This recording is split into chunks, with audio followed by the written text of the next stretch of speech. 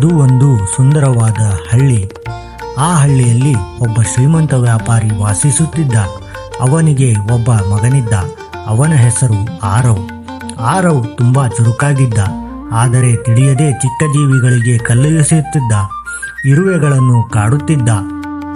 ಒಂದು ದಿನ ಆರವ್ ತನ್ನ ಸ್ನೇಹಿತರ ಜೊತೆಯಲ್ಲಿ ಆಡುತ್ತಿದ್ದ. ಆಗ ಒಂದು ಚಿಕ್ಕ ಪಾರಿವಾಳ ಮರದಿಂದ ಕೆಳಕ್ಕೆ ಬಿದ್ದು ಗಾಯಗೊಂಡಿತು. ಆರವ್ ಅದನ್ನು ನೋಡಲು ಹೋದಾಗ ಸ್ನೇಹಿತರು ಬಿಡು, ಅದು ಒಂದು ಹಕ್ಕಿ ಮಾತ್ರ ಎಂದು ನಕ್ಕರು.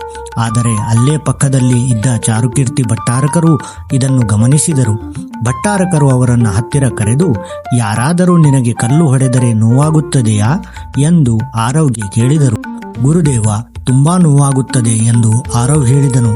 ಭಟ್ಟಾರಕರು ಮೃದುವಾಗಿ, ಹಾಗಾದರೆ ಆ ಚಿಕ್ಕ ಜೀವಿಗೂ ನೋವಾಗುತ್ತಿದೆಯಲ್ಲವೇ ಎಂದು ಹೇಳಿದರು.